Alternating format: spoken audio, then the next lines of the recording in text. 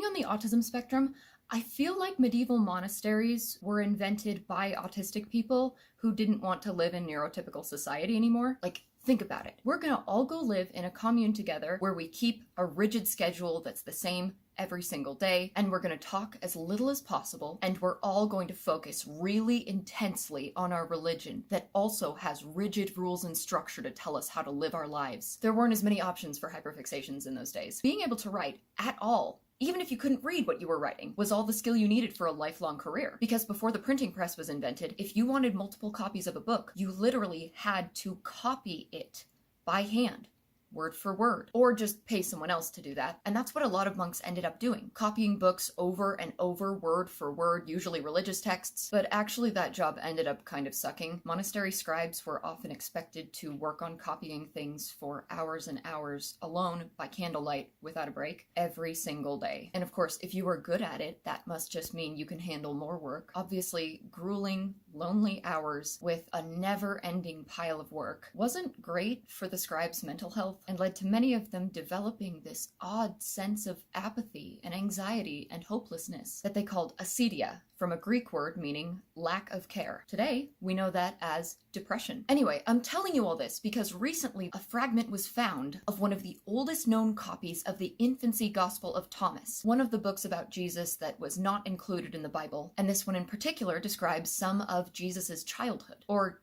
claims to. Even early Christian writers considered it to be heretical fiction, but the manuscript fragment appears to be describing the vivification of the sparrows, a story about Jesus as a child playing next to a river and taking some clay from the river to shape 12 little sparrows. And when his stepdad, Joseph, not God, was like, hey, why are you playing in the mud? You're gonna get all dirty. Jesus clapped his hands and brought his 12 little sparrow sculptures to life. The fragment itself has actually been in a library in Hamburg for decades, but nobody thought it was anything important because the handwriting was so bad that they figured it couldn't be anything of significance, until someone noticed the word Jesus in the text and was like, hold up.